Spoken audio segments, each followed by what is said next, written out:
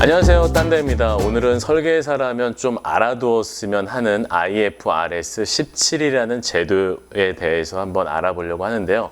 먼저 IFRS 17의 사전적인 의미는 보험사에 적용하는 새 국제회계 기준이라고 합니다. 무슨 말이냐면 보험사가 가입자에게 지급해야 할 보험금을 종전에는 가입 당시의 금리로 계산을 했지만 IFRS가 적용이 되면 17이 적용이 되면 현재 시장 금리를 반영한 금리로 시가로 평가해서 적용을 하게 된다는 겁니다. 과거의 고금리 시대에 보험사가 높은 이율의 저축 상품 등을 많이 판매했는데요. 그런 상품에 대해서 보험사가 지급해야 할 보험금을 계산을 할 때 과거의 금리를 기준으로 계산했기 때문에 지금 금리로 계산을 했을 때보다 더 적은 금액을 가지고 있더라도 문제가 되지 않았거든요. 그런데 IFRS 17이 적용이 되면 원가가 아니라 시가로 계산을 하게 됩니다. 이게 무슨 말인지 되게 어려운 이야기인 것 같은데 회계도 나오고 원가도 나오고 시가도 나오고 금리 이런저런 어려운 단어들이 계속 나오는데요. 예를 들어서 간단하게 설명을 한번 해볼게요.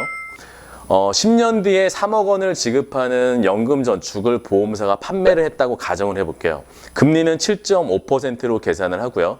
그러면 보험사는 10년 뒤에 3억을 고객한테 지급하기 위해서는 보험사가 확보해야 할 자금은 약 1억 4천만 원만 준비를 하고 있으면 돼요. 그런데 IFRS 17이 적용이 되게 되면 과거 금리가 아니라 원가가 아니라 시가인 현재 금리로 반영을 해줘야 되기 때문에 1억 4천이 아니라 2.5% 현재 금리를 2.5%로 적용을 하게 되면 2억 3,400만 원 정도의 돈을 더 확보를 하고 있어야 됩니다. 즉 IFRS 17이 적용되기 전보다 보험사는 8,900만 원에 달하는 돈을 더 확보를 하고 있어야 돼요. IFRS와 항상 같이 등장하는 애가 있는데 그게 바로 RBC입니다. RBC는 보험사의 지급 여력을 말을 하는데요. 보험사의 전 고객이 이런 식의 보험금을 모두 달라 이랬을 때 100명의 고객이 있다고 가정을 해볼게요. 100명이 이런 식을 다 찾는다고 생각을 해보면 100이잖아요. 그랬을 때 그 보험사가 고객 100명한테 지급해 줄 수 있는 지급 여력, 그게 RBC인데 보험사가 100을 가지고 있으면 RBC 비율은 100이 되는 거고 200을 가지고 있으면 200이 되는 거겠죠. 금융당국은 보험사의 RBC 비율을 150% 이상이 되도록 권고를 하고 있습니다. 자, 여기까지 보면 IFRS 17과 RBC의 공통점이 있는데요. 보험사가 자기 자본금을 더 많이 확보를 해야 된다는 겁니다. 쉽죠? 회계 같은 거 생각할 필요는 없으시고 결론은 보험사와 우리 설계사들만 생각을 하면 되는 거잖아요. 보험사는 더 많은 돈을 확보하고 있어야 된다. 그런데 이러한 제도가 우리에게 앞으로 어떤 영향을 미칠까요? 어떤 영향을 미칠까요가 아니라 좀 질문을 바꿔야 될 것 같아요. 이러한 제도가 RBC나 IFRS 17이 우리 설계사에게 어떤 영향을 미쳐왔을까요? 라고 과거와 현재 그리고 미래까지 포함한 질문에 대해서 답을 좀 해야 될 것 같습니다. 보험사는 이에 대해서 과거와 현재, 미래까지 모두 준비를 해왔거든요. 보험사는 지점 형태로 운영이 되는 내부 채널 외에 반가슈랑스, 다이렉트, 홈쇼핑, TM, 그리고 GA 대리점까지 보험을 판매할 수 있는 아주 다양한 채널을 이미 확보를 해왔어요. 그게 하루아침에 확보해온 것이 아니라 과거, 현재, 미래를 나누어서 계속해 온 거잖아요. 그리고 그중 고객을 직접 만나고 영업하는 채널인 보험사의 전통적인 지점 채널, 그리고 저희와 같은 GA 대리점 채널에 대해서 좀 더 살펴보려고 합니다.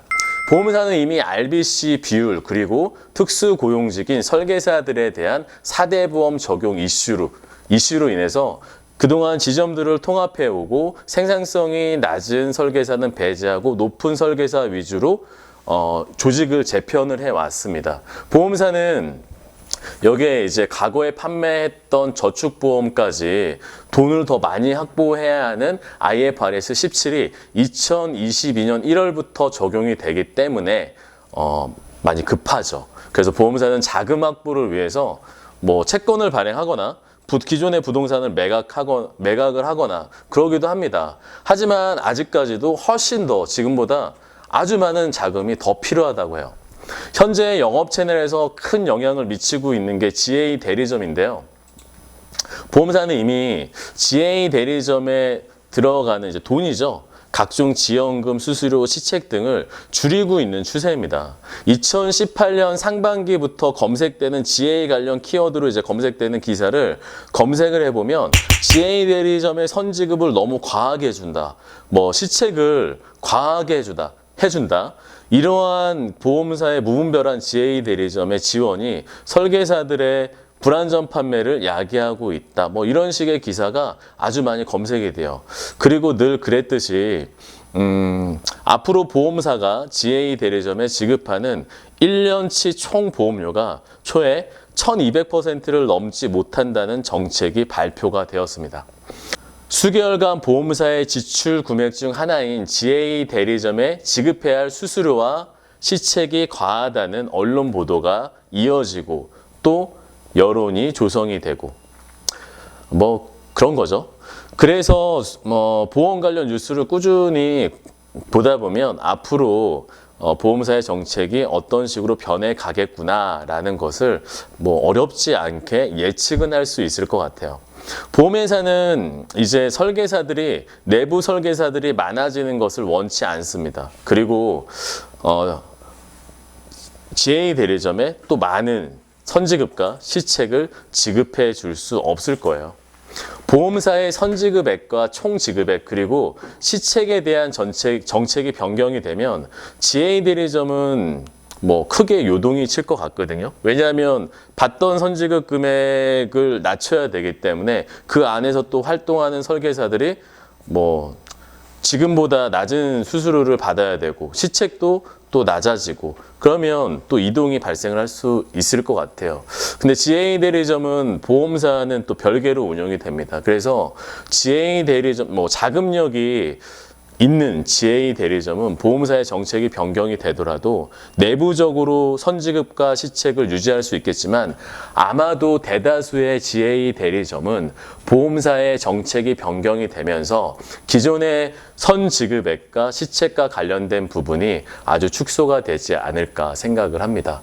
보험사의 정책은 하루아침에 변경되지 않아요. 수많은 기사가 노출이 되고 또 이러이러한 이유 때문에 어떻게 변경을 해야 된다는 명분이 확보가 되고 그리고 나서 설계사에 대한 정책이 만들어지거나 변경이 됩니다. 이런 보험 시장의 맥락을 꾸준하게 살펴보고 지켜보면 앞으로 설계사로서 그리고 영업 관리자로서 보험 시장의 변화에 어떻게 대응을 해야 할지 본인만의 기준이 생기지 않을까요? 네, 이상 마치겠습니다. IFRS 17에 대해서 말씀을 드렸고 그와 연관해서 이런저런 이야기까지 두서없이 말씀을 드렸습니다. 이 영상이 도움이 되셨다면 구독, 좋아요 부탁드리겠습니다. 안녕!